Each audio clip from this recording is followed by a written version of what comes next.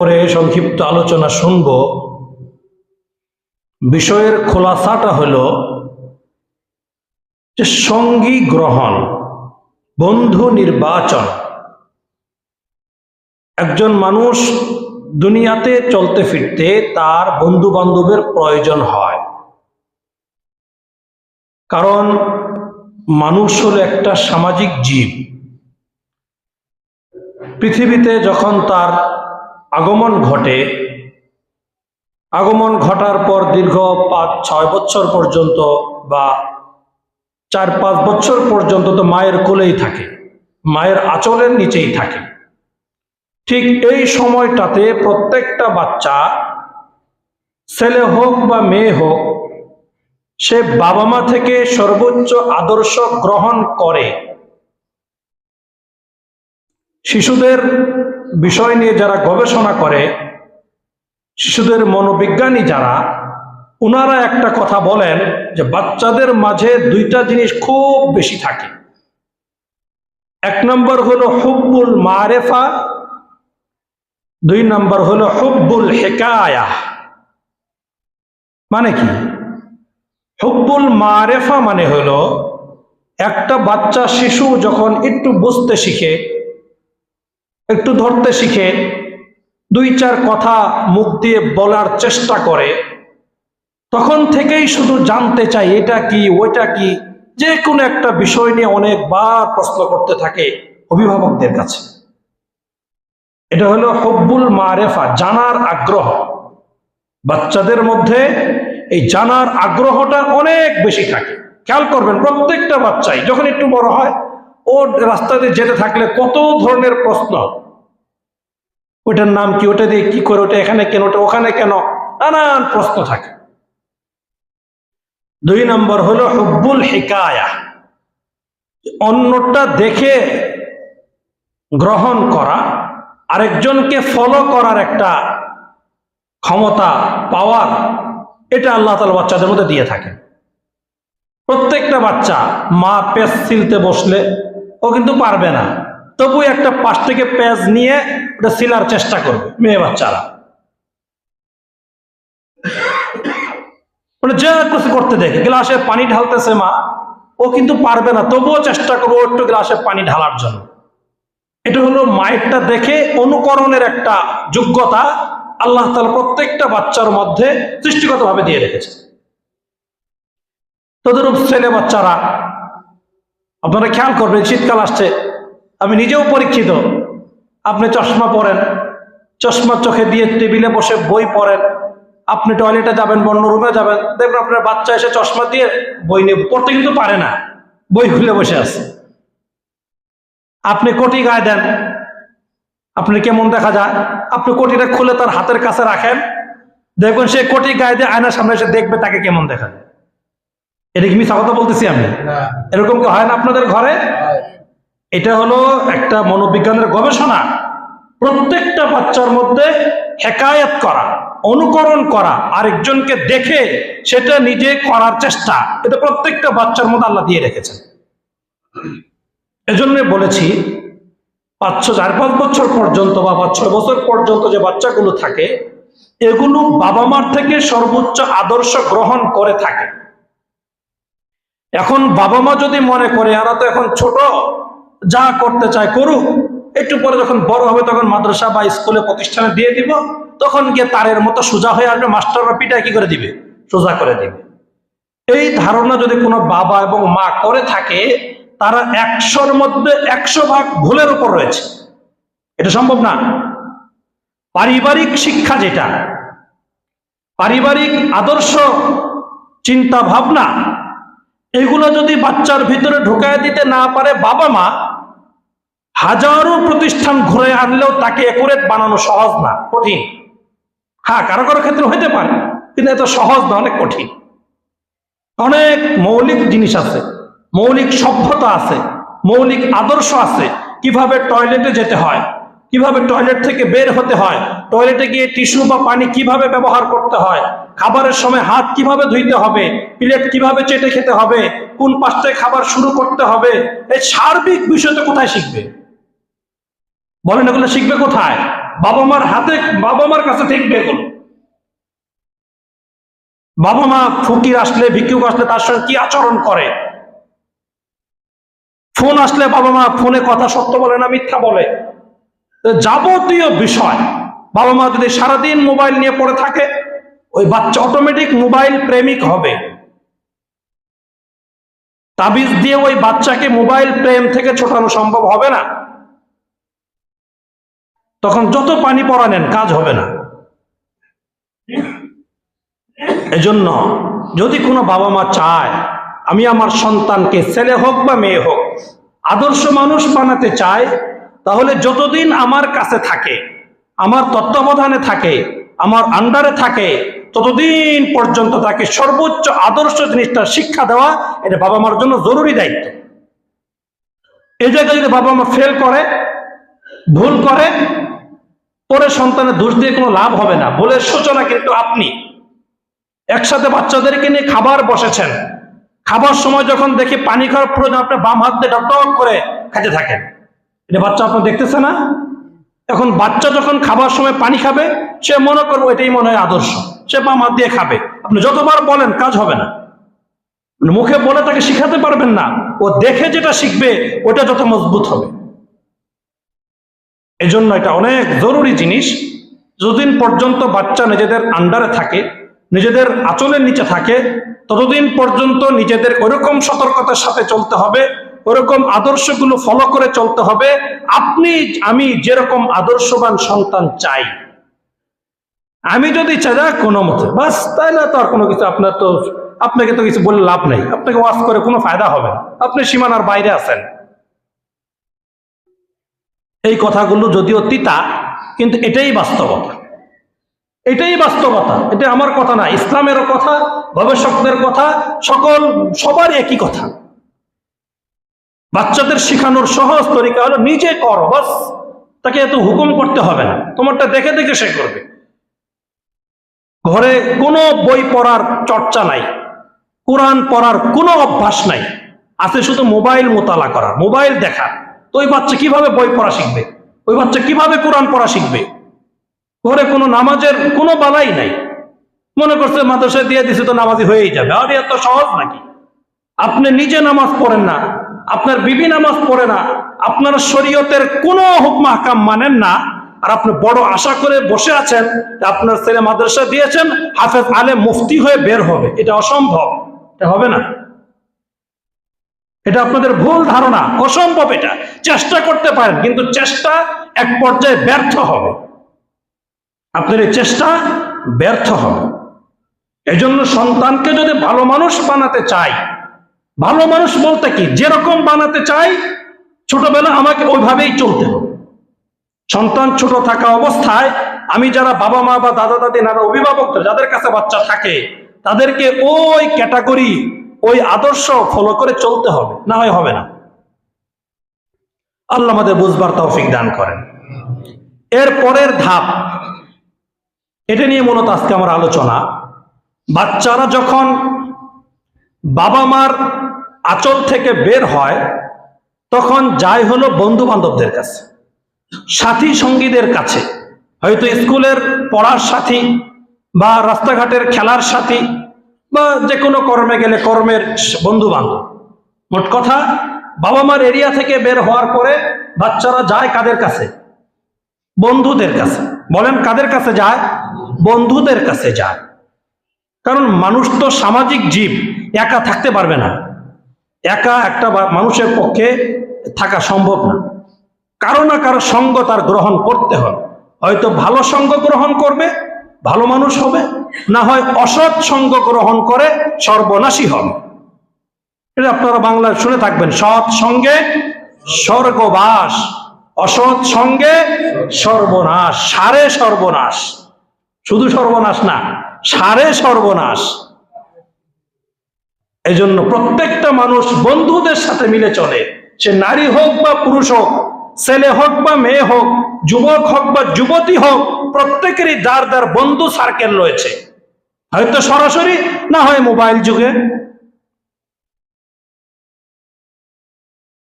এবার বিষয়, বন্ধুর ব্যাপার ইসলাম কি বলে? এই বন্ধুর ব্যাপারে ইসলাম কি বলে? নবী করিম সাল্লাল্লাহু আলাইহি ওয়াসাল্লাম হাদিসের মধ্যে পরিষ্কার ঘোষণা দিয়েছেন, আল মারউ মা মান আহাব্বা। সহিহ হাদিস।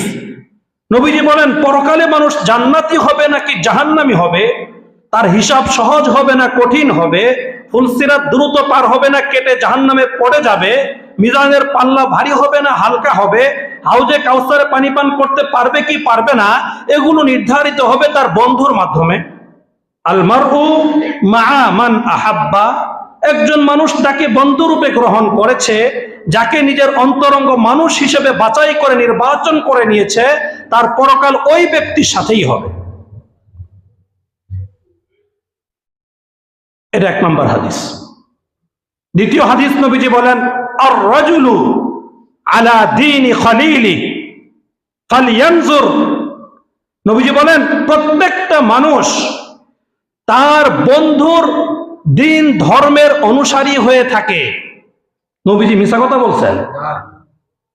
প্রত্যেকটা হাদিসের রেফারেন্স আছে আমার কাছে, সহিহ হাদিস কিতাবে বর্ণিত। নবীজি বলেছেন, আর রাজুলু আলা দীনি খলিলি, প্রত্যেকটা মানুষ, এখানে নবীজি শুধু পুরুষের কথা বলেন নাই, সে নারী হোক বা পুরুষ হোক, সবার কথা নবীজি বলেছেন। প্রত্যেকটা মানুষ অনুসরণ করে কার? তার বন্ধু বান্ধবের। তার বন্ধু বান্ধব যে মেজাজ নিয়ে চলে, সে ওই মেজাজ ধারণ করে। তার বান্ধবী যে মনোভাব নিয়ে চলে, ওই বান্ধবী ওইটাই মনোভাব নিয়ে চলে। তার বন্ধু যে জিনিসগুলো বিশ্বাস করে, অটোমেটিক সে ওই জিনিসগুলো বিশ্বাস করে। এই জন্য নবীজি বলেছেন, কাজেই দেখো, লক্ষ্য করো তার বন্ধু কেমন, তাহলে তার পরিচয় তুমি পেয়ে যাবে। একজন মানুষের ভালো মন্দ যাচাই করতে হলে, ছেলে মেয়েকে বিবাহ করাতে গেলে তার বংশের খবরের তুলনায় তার বন্ধু সার্কেলের খবর নাও, তাহলেই জানা যাবে এই ছেলেটা কেমন বা এই মেয়েটা কেমন। কথা বুঝতেছেন? এগুলা নবীজির কথা, নবীজি বলে গেছেন এগুলা, যেগুলো হবে। বন্ধুর অনুসরণ খুব করবে। বাবা মার কথা মজা লাগে না, মুরব্বীদের কথা মজা লাগে না, টিচারদের কথা মজা লাগে না, তার বন্ধু যেটা বলছে ওটা তার কাছে বড় ভালো লাগে।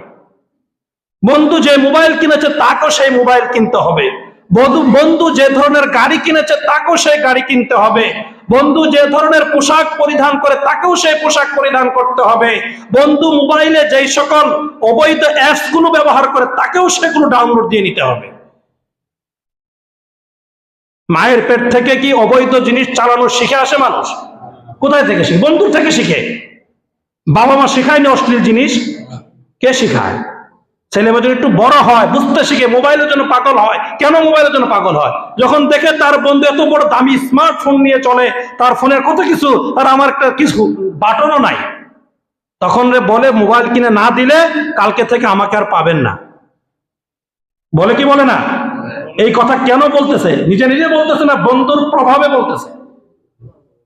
এই জন্য নবীজি বলেছেন, আর রাজুলু আলা দীনি খলিলি, প্রত্যেকটা মানুষ তার বন্ধুর ধর্মের অনুসারী হয়ে থাকে।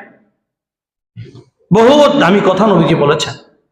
এজন্যই প্রত্যেকটা অভিভাবকের দায়িত্ব, আপনার ছেলে এবং মেয়ে যখন মোটামুটি বড় হয়েছে, সে বন্ধুর সঙ্গে চলা শিখেছে, তা আপনি খেয়াল করেন তার বন্ধুকে, সে কার সঙ্গে চলে, তার বান্ধবীকে, এগুলো আপনি খেয়াল করা আপনার জন্য জরুরি। আপনি যদি আদর্শ অভিভাবক হয়ে থাকেন, না হয় আপনি আল্লাহর কাছে ধরা খাবেন পরকালে। পরকালে বলবেন যে আমি চেষ্টা করেছিলাম, হয় নাই। না, এই এত সহজে চেরা ভিজবে না, এত সহজে পার পেয়ে যাবেন তা হবে না। আপনার ছেলে আপনার মেয়ে আপনাকে পার হতে দিবে না।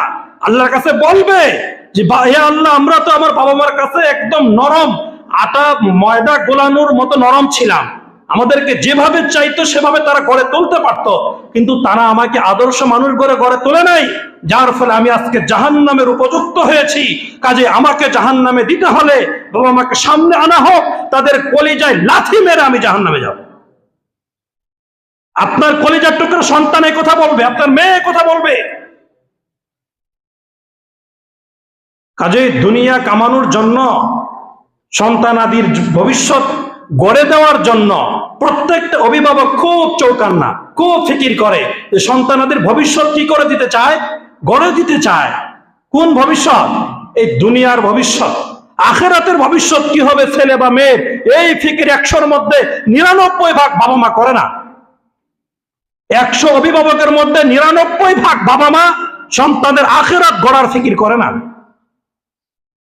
যার ফলে ছেড়ে দিছে, চলো একটু বড় হবে, বয়স হবে, বাস বিদেশ পাঠাই দেবে। 18 বছর হয়ে গেলে কি করে দিব?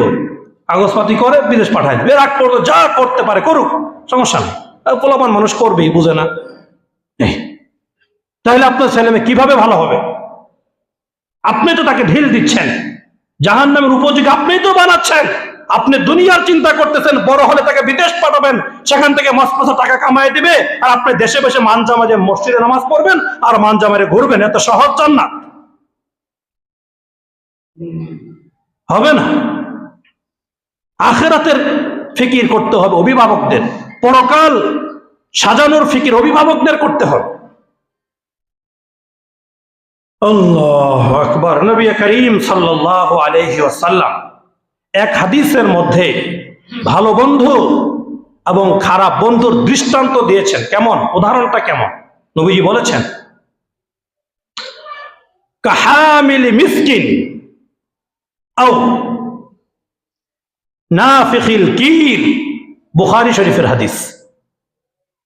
নবীজি বলেন, খারাপ বন্ধু আর মন্দ বন্ধুর দৃষ্টান্ত হলো আতর বিক্রেতা আর হলো কামার, যে নাকি লোহার কাজ করে তার মতো। লোহা দিয়ে দাও বটি বানায় না কামাররা? ভাট্টি থাকে, ওখানে একটা ফু দেওয়ার মতো একটা যন্ত্র থাকে, টানে অথবা ঘোরায়, ফু দেয়, আছে না? নবী উদাহরণ দিয়েছেন। ভালো বন্ধু হলো মেশকে আম্বর, সুগন্ধি বহনকারী দোকানদার বা বহন করে যে তার মতো।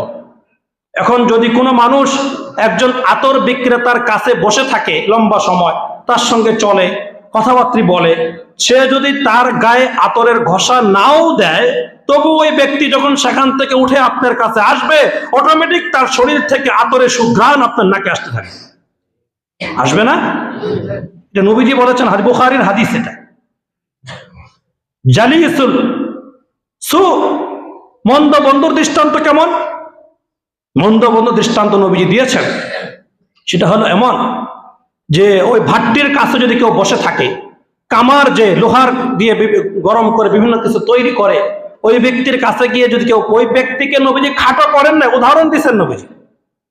ওই ব্যক্তির কাছে গিয়ে যদি কেউ বসে থাকে, তাহলে লম্বা সময় বসে থাকলে হয়তোবা সেখানের অগ্নি স্ফুলিঙ্গ, আগুনের একটা কণা আপনার জামাতে এসে লাগতে পারে, আপনার পলেস্টার জামা হলে বিভিন্ন জায়গায় ছিদ্র ছিদ্র হতে পারে, হয় না বলেন? যারা ঝালাই কাজ করে বা লোহার, তারা জানেন অটোমেটিক জামা ছিদ্র ছিদ্র হয়ে যায়। কেন? ওই আগুনের কণাগুলো উড়ে এসে লাগে। অথবা এগুলো আপনার চামড়ার মধ্যে লাগতে পারে, আপনার চামড়া বিভিন্ন জায়গায় ছিদ্র ছিদ্র ফোটা ফোটা পুড়ে যেতে পারে। এটাও যদি না হয়, কমপক্ষে ওই আগুনের পাশে দীর্ঘ সময় বসে থাকার কারণে আপনি যখন সেখান থেকে উঠে আসবেন, আপনার শরীর থেকে ধোঁয়া এবং একটা বিশ্রী দুর্গন্ধ ছড়াতে থাকবে। এটা হলো জালিসুস সু, মন্দ বন্ধুর উদাহরণ নবীজি দিয়েছেন। খারাপ বন্ধুর পাশে যে থাকবে, তার শরীরে এরকম, হয়তো তার শরীরের ক্ষতি হবে, অথবা তার পোশাকের ক্ষতি হবে, না হয় তার শরীর থেকে দুর্গন্ধ ছড়াবে। এজন্যই মন্দ বন্ধু থেকে বিরত থাকতে বলা হয়েছে, ভালো বন্ধুর সংস্রব গ্রহণ করতে বলা হয়েছে, আর মন্দ বন্ধুদের থেকে নিজেকে দূরে রাখতে বলা হয়েছে। আর অভিভাবকদের ব্যাপারে নির্দেশ হলো যে তুমি অভিভাবক হয়েছে, তোমার দায়িত্ব যে কোনো মূল্যে তোমার ছেলে এবং মেয়েকে কাদের সঙ্গে চলে, বন্ধু বান্ধবী কারা, ওদেরকে যাচাই করা, ওদের সঙ্গে মিশতে দিবে কি দিবে না, সেটা অভিভাবক তোমাকে ঠিক করে দিতে হবে। এত অবুঝ অভিভাবক হলে চলবে না, একটু চৌকান্না হইতে হবে, ছোটবেলা থেকে সতর্ক থাকতে হবে। পরে বড় ধরনের বিপদ হয়ে গেলে তখন আফসোস করে কোনো ফায়দা নেই, মিথ্যা আফসোস, এগুলো অনর্থক আফসোস, এগুলো কোনো ফায়দা হবে না। আগে থেকেই চৌকান্না হও, আগে থেকেই সতর্ক থাকো। তোমার মেয়ে যখন বড় হচ্ছে, তখন তুমি ফিকির করো সে মোবাইল চালায় কিনা। মোবাইল চালালে তার মোবাইলে বন্ধু লিস্টে কে কে আছে, কাদের সঙ্গে সে কথা বলে, কেন কথা বলে, এটা কি একজন আদর্শ বাবা মার যাচাই করা দায়িত্ব না? বলেন, একটা মেয়েকে বিবাহ দেওয়ার আগ পর্যন্ত সম্পূর্ণ দায়িত্ব কার? বাবা মার। বাবা মাকে এটা চেক করবে না, দেখবে না? কেন দেখলো না? সে কিসের আদর্শ বাবা মা হয়েছে? আপনার মোবাইল আপনার অজান্তে নিয়ে যায়। একদিনও তো এরকম মোবাইলের আসক্ত সে হয় নাই, তিলে তিলে দেখে দেখে হয়েছে। গভীর মোবাইল প্রেমে পড়ে গেল, আপনি আগে কি করলেন? কেন সতর্ক করলেন না তাদেরকে? বাহরহাল, হযরত ইমাম গজালি দার্শনিক, উনি বলেছেন, মন্দ বন্ধু যে মারে বদ ইয়ারে বদ, এটা বেশি মারাত্মক মারে বদ থেকে। ফার্সিতে বলেছেন। ইয়ারে বদ মানে হলো খারাপ বন্ধু, দুষ্ট বান্ধবী, নিকৃষ্ট চরিত্রের বন্ধু বান্ধবী যারা, এরা হলো একটা বিষধর সাপের থেকেও মারাত্মক। কিভাবে? উনি উদাহরণ দিয়েছেন, একটা সাপ যদি মানুষেরকে কামড় দেয়, ক্ষতি করে, তার শুধু কিসের ক্ষতি হয়? শারীরিক ক্ষতি হয়, তার এই দুনিয়ার ক্ষতি হয়। সে যদি মারা যায়, পরকালে কোনো ক্ষতি হবে সাপের কামড়ের দ্বারা? কথা বলেন, ক্ষতি হবে না লাভ হবে? আর সেখানে কিন্তু একজন দুষ্ট বন্ধু, একজন খারাপ বন্ধু আর বান্ধবী যদি কারোর পিছনে লেগে যায়, কারোর সঙ্গে যুক্ত হয়ে যায়, তাহলে ওই বন্ধু তার শুধু দুনিয়াকে ধ্বংস করবে তা না, বরং এই খারাপ বন্ধু তার ঈমান পর্যন্ত ছিনিয়ে নিবে, পরকালে তাকে জাহান্নামে নিয়েই ছাড়বে। কথা সত্য না মিথ্যা বলেন? এজন্য তিনি বলেছেন ইয়ারে বদ, এটা বেশি মারাত্মক মারে বদ, বিষধর ভয়ঙ্কর সাপের থেকে। আল্লাহু আকবার। তিনি আরো বলেছেন যে শুধু তাই না, শুধু সাপের থেকে খারাপ বন্ধু, একটা বিষধর সাপের থেকে যে মারাত্মক তা না, আরো ভয়ঙ্কর। উনি কি বলেন? যে বলেন ইবলিস, শয়তান, যে এই শয়তানের থেকেও বেশি ভয়ঙ্কর হলো একজনের বন্ধু, খারাপ বন্ধু। কেন? শয়তান কি আপনার সামনে সরাসরি কোনো মেয়েকে উলঙ্গ করে দিছে?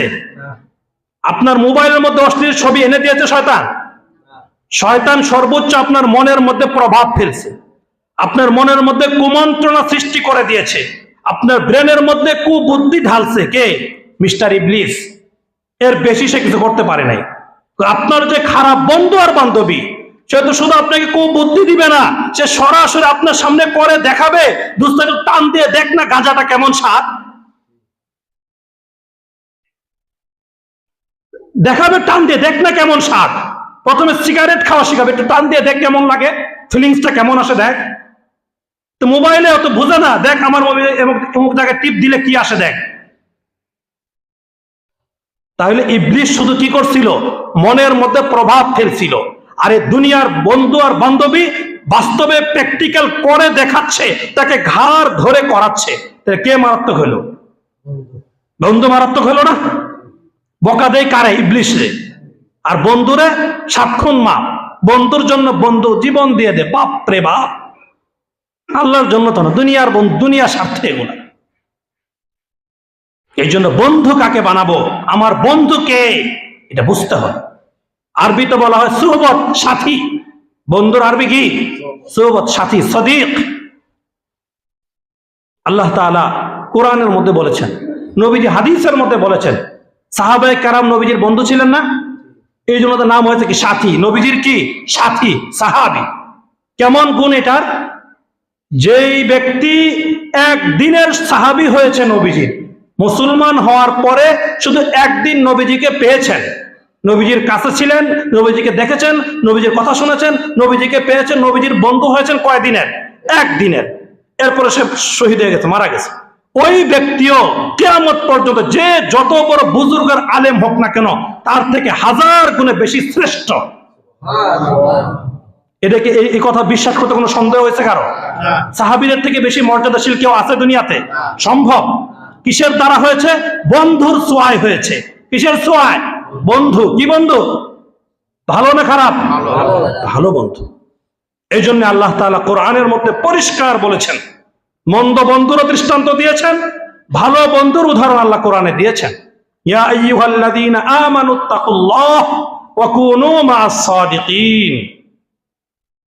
আল্লাহ তাআলা বলেন, ইয়া আইয়ুহাল্লাযীনা আমানু, হে ঈমানদার বান্দা এবং বান্দিরা, ইত্তাকুল্লাহ, খাঁটি ভাবে প্রকৃত অর্থে আল্লাহকে ভয় করে চলো। এখন আল্লাহর ভয় মনের ভিতরে কিভাবে ঢুকাবে, আল্লাহকে ভয় করার অভ্যাস কিভাবে তোমার জীবনে গড়ে তুলবে, যে ভয় থাকলে তোমার পক্ষে গুনাহ করা সম্ভব না, যে ভয় থাকলে আল্লাহর নাফরমানি করা তোমার পক্ষে সম্ভব না, এরকম আল্লাহর ভয় মনের ভিতরে ঢোকাবে কিভাবে? আল্লাহ নিজে ওষুধ শিখিয়ে দেন, ওয়াকুনু মা'আস সাদিকিন, নেক মানুষদেরকে বন্ধু রূপে গ্রহণ করো।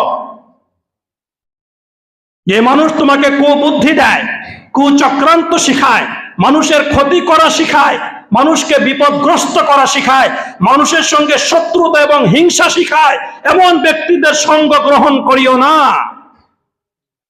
এটা কোরআনের নির্দেশনা। আল্লাহ বলেছেন ওয়াকুনু মা'আস সাদিকিন, যে তোমাকে সৎ কথা বলে, ভালো কথা বলে, নামাজের কথা বলে, রোজার কথা বলে, আদর্শ গ্রহণ করার কথা বলে, মানুষের উপকারের কথা শিখায়, ওই ব্যক্তিকে বন্ধুরূপে গ্রহণ করো। তাহলে আল্লাহর ভয় তোমার ভিতরে ঢুকবে, যে ভয়ের দ্বারা তুমি জাহান্নাম থেকে বেঁচে যেতে পারবে। এজন্য সৎ বন্ধু গ্রহণ অনেক বড় জিনিস। এটা শুধু জোয়ানদের বেলায় না, বুড়াদের বন্ধু নাই? আছে না নাই? এমন বুড়া আছে 60-70 বছর বয়স হয়ে গেছে, তার বন্ধু হলো বেনামাজি, নামাজ পড়ে না, এখনো বিড়ি সিগারেট অনেক বেশি পরিমাণে খায়, পারলে আরো উপরেরটাও খায়, এখনো চোখের দৃষ্টি ঠিক হয় নাই, চাষতলে বসে, বাজারে বসে, রাস্তায় দাঁড়িয়ে বেগানা মেয়েদেরকে দেখে দেখে দুষ্টামি করে, মনের মধ্যে কুচিন্তা আনে, এরকম বুড়া নাই? হাদিসের মধ্যে এরকম বুড়াদের সবচেয়ে নিকৃষ্ট বুড়া বলা হয়েছে। আর শাইখুজ জানি, সবচেয়ে নিকৃষ্ট লোক ওই সকল বুড়ারা যারা বুড়া হয়েছে এখনো চোখের জিনা ছাড়তে পারে নাই। শরীরে তো শক্তি নাই, কিন্তু চোখটা এখনো কি আছে? সবল আছে। চোখ দিয়ে দেখে দেখে কুচিন্তা করে, গুনাহ করে, দুষ্ট বুড়াদের সঙ্গে চলে, যে বুড়া সারাদিন মানুষের দোষ নিয়ে পড়ে থাকে, সারাদিন মানুষের দুশ্চর্চা করে, কিভাবে অমুকরে বাস দেওয়া যায়, কিভাবে অমুকরে ক্ষতি করা যায়, কিভাবে তার রাস্তা চিকন করে দেওয়া যায়, কিভাবে তার রাস্তা আটকে দেওয়া যায়, কিভাবে তার ক্ষেত খামা নষ্ট করা যায়, না চিন্তাই হলো বাস দেওয়া, আরেকজনের ক্ষতি করা। এরকম বুড়া অভাব আছে পৃথিবীতে? শহরে কম, গ্রামগঞ্জে অনেক বেশি এই রোগের বুড়া, অনেক বেশি। বাহরহাল, তো বলতেছিলাম আল্লাহ তাআলা কি বলেছেন, যদি ভালো হতে চাও, তুমি জান্নাত পেতে চাও, তাহলে কি করো? ভালো লোকদের সঙ্গ গ্রহণ করো, সৎ লোকদেরকে বন্ধু বানাও, তাহলে তুমি কোথায় যেতে পারবে? জান্নাতে যেতে পারবে। আল্লাহ উদাহরণ দিচ্ছেন, আসহাবে কাহাফ নাম শুনছেন? আমি কোনো এক সময় বিস্তারিত ঘটনা শোনাবো, আজকে সেই ঘটনা শোনার উদ্দেশ্য না। আসহাবে কাহাফ যে নামটা শুনলেন, কয়জন যুবক ছিল? 7 জন যুবক ছিল। তারা তাদের ঈমান আমলকে হেফাজত করার জন্য, রক্ষা করার জন্য রাজ দরবার ছেড়ে, নিজের জন্মভূমি রাষ্ট্র ছেড়ে এক পাহাড়ের পাদদেশে তার আশ্রয় গ্রহণ করেছিল, তাই না বিষয়টা? এই যুবকদের সাথে একটা কুকুর ছিল। কি ছিল? একটা কুকুর। হালাল প্রাণী নাকি হারাম প্রাণী? হারাম এবং নাপাক একটা প্রাণী, নিকৃষ্ট একটা প্রাণী। এই কুকুরের ভাষা আল্লাহর কাছে বলছে যে আল্লাহ, আমি এই খারাপ মানুষের পরিবেশে খারাপদের সাথে থাকতে চাই না, আমিও তোমার প্রিয় বান্দাদের 7 জন যারা নিজের ঈমান আমলকে বাঁচাবার জন্য, নিজের দ্বীন ইসলামকে রক্ষা করার জন্য এই জঞ্জাল যুক্ত এলাকা ছেড়ে পাহাড়ের পাদদেশে আশ্রয় নিচ্ছে, আমি তাদের সঙ্গে যেতে চাই, আমিও তাদের সঙ্গে থাকতে চাই। তার ভাষায় সে বলছে আল্লাহর কাছে। আল্লাহ তাআলা কুকুরের আবেদন শুনেছেন, এই জন্য কোন নিকৃষ্ট প্রাণী তো জান্নাতে যাবে না। এই একমাত্র কুকুর, যে কুকুর আসহাবে কাহাফের সাথী ছিল, ওই কুকুরের আবেদন আল্লাহ কবুল করেছেন। ভালো মানুষের সঙ্গ গ্রহণ করার কারণে আল্লাহ ওই কুকুরকেও জান্নাতি করে দিবেন। কথা বুঝলেন কিছু? এটা কোরআনের কথা, আমার বানানো কথা নেই। তাইলে ভালো মানুষের সংস্রব যে গ্রহণ করবে, ভালো মানুষদেরকে যে বন্ধু বানাবে, ওই ভালো মানুষের ঘষায়, ভালো মানুষের টানে তাকেও আল্লাহ তাআলা কবুল করে জান্নাতবাসী করে দিবেন। আর যদি খারাপ লোকদেরকে কেউ বন্ধু বানায়, নষ্ট চরিত্রের নারীদেরকে যদি কেউ বান্ধবী বানায়, কিতাবের মধ্যে এরকম আসছে না, মাসলার কিতাবে, যেই নারীরা বেপর্দা চলে, কোনো পর্দা করে না, পুরুষের থেকে বেশি বেপর্দাসে, বাজার ঘাট, মার্কেট, রাস্তাঘাটে একদম সব তার পুরুষের থেকে বেশি, একজন পুরুষ যা যা করে তার থেকে আরো 10 গুণ বেশি করে, এমন বাজারি মহিলা আছে না নাই? এমন মহিলাদের থেকে যারা পর্দানিসীন মহিলা তাদেরকেও পর্দা করতে বলা হয়েছে। কি তা ইসলামের বিধান? এটা এরকম মহিলা যারা যারা বেটাদের মতো, এরকম মহিলাদের থেকেও পর্দানিসীন মা বোনদেরকে পর্দা করতে বলা হয়েছে। এরকম মহিলাদেরকে যদি কেউ বান্ধবী বানায় জোয়ান যুবতী কালে বা বয়সকালে, তাহলে তার ঠিকানা কোথায় হবে? উত্তর ফলাফল আপনারাই বের করুন, আমার তো ফলাফল দেওয়া লাগবে না। মূলনীতি শোনাচ্ছি, কাদের সঙ্গে চলেন আপনি, কাদেরকে বন্ধু বানান। আর খারাপ লোককে যদি বন্ধু বানান তাহলে কি হবে? আল্লাহ তাআলা এটারও দৃষ্টান্ত কোরআনুল কারীমের মধ্যে দিয়েছেন।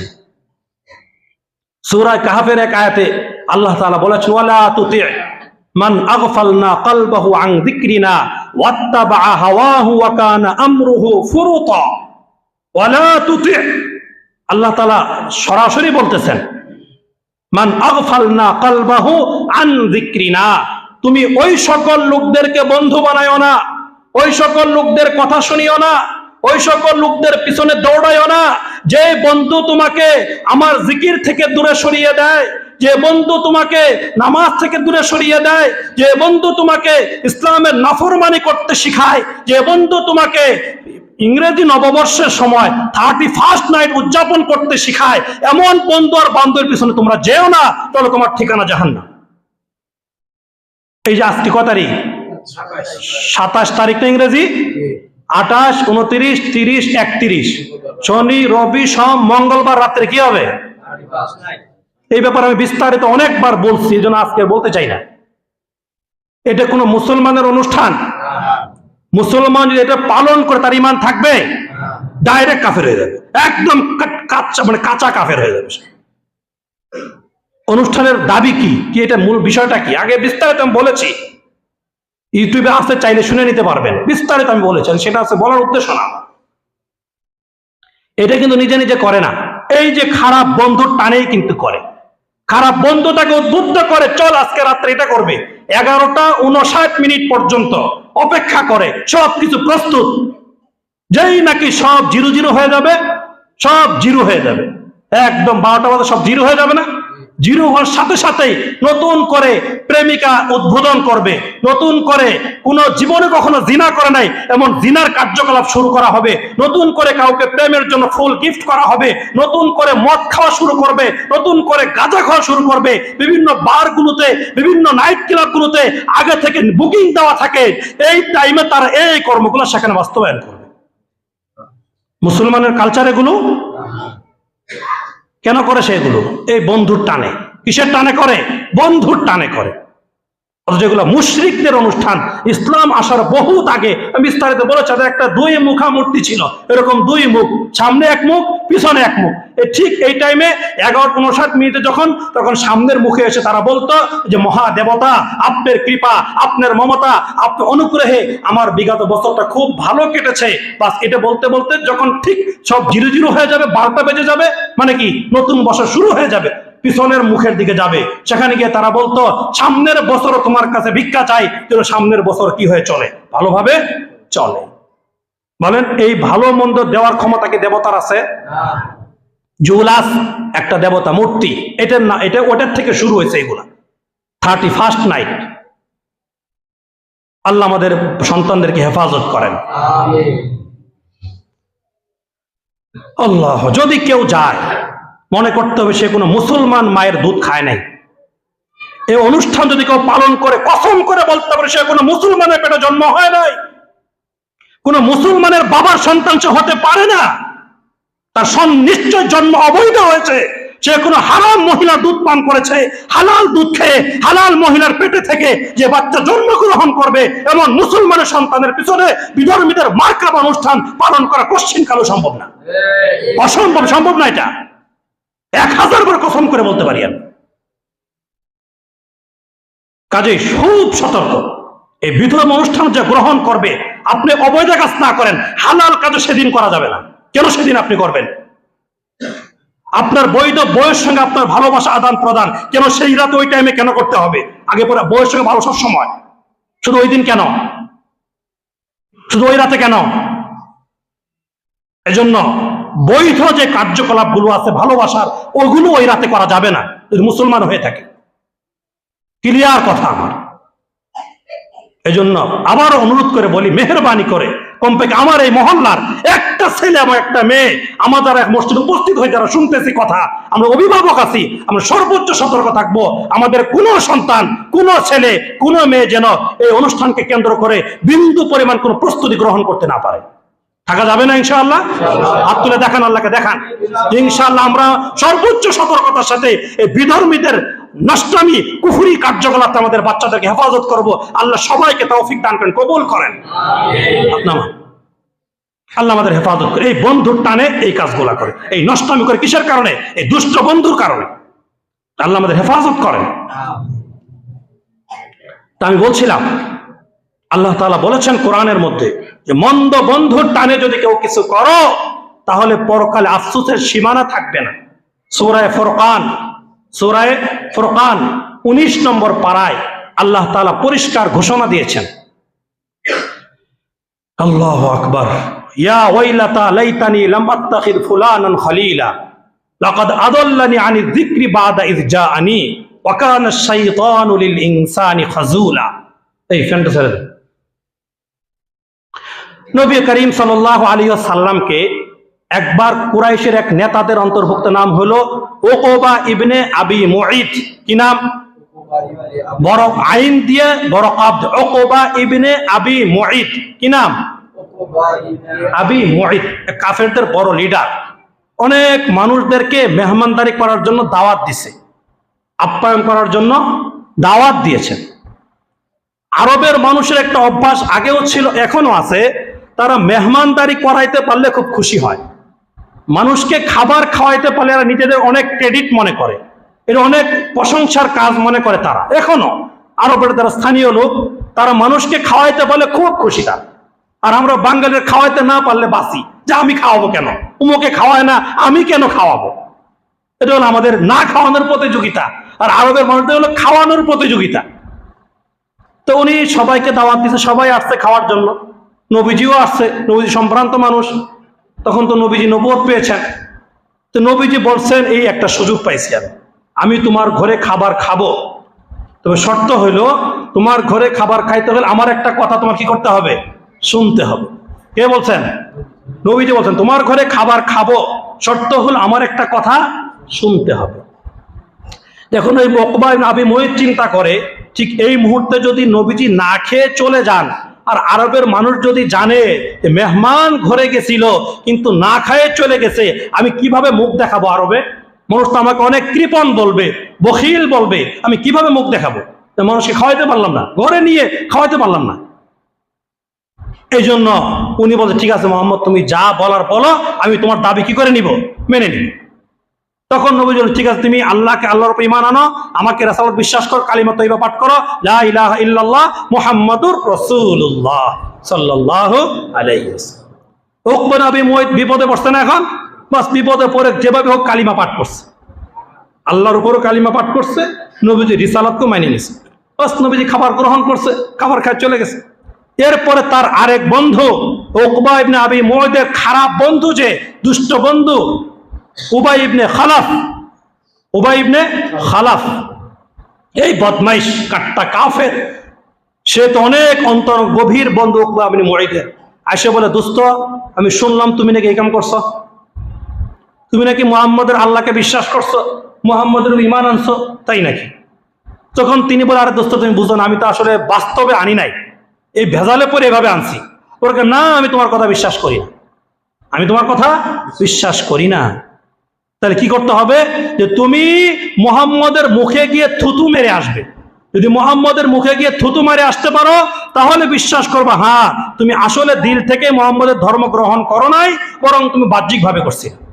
এখন বন্ধুর কথা তো ফেলানো যায় না, বন্ধুর টান, তিলের টান, কথা বুঝেন না?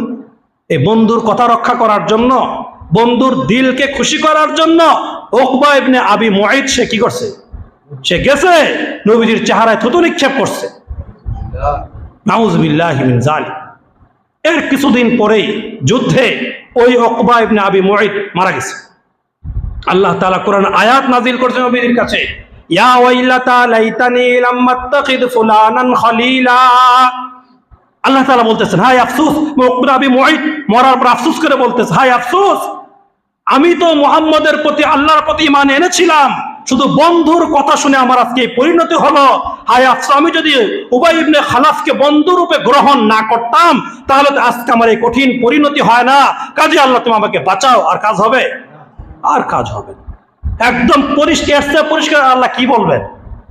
বন্ধুর টানে ঈমান ছেড়ে দিছে, বন্ধুর টানে নামাজ ছেড়ে দিছে, বন্ধুর মহব্বতে দাড়ি কাটে ফেলছে, বন্ধুর মহব্বতে পোশাক চেঞ্জ করে ফেলছে, বন্ধুর মহব্বতে অবৈধ রিলেশনে জড়ায় গেছে, বন্ধুর মহব্বতে 31st নাইট উদযাপন করছে।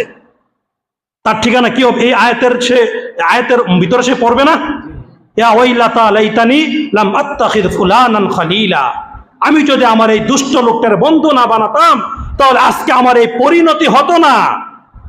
তখন আফসোস করে কোনো কাজ হবে না, কোনো ফায়দা হবে না। এজন্যই শুরুতেই বলি, শুরু থেকে যে কথাটা বলে আসতেছিলাম, আমি কাদেরকে বন্ধু বানাবো? ভালো লোককে যদি বন্ধু বানাই, ভালো মানুষের টানে আল্লাহ আমাকে জান্নাত পর্যন্ত পৌঁছে দিতে পারেন। আর যে দুষ্ট লোককে বন্ধু বানাই, খারাপ মানুষকে বন্ধু বানাই, এই খারাপ মানুষের সাথে থাকার কারণে আল্লাহ আমাকে জাহান্নামে পৌঁছে দিবেন। আল্লাহ আমাদের সকলকে, আমাদের ছেলে মেয়েদেরকে দুষ্ট বন্ধু বান্ধবের খপ্পর থেকে হেফাজত করেন, আমাদের সকলকে জান্নাতে মানুষ হিসেবে কবুল করেন। সকলে বলি আমিন। সুন্নত পড়ি নাই, কবুল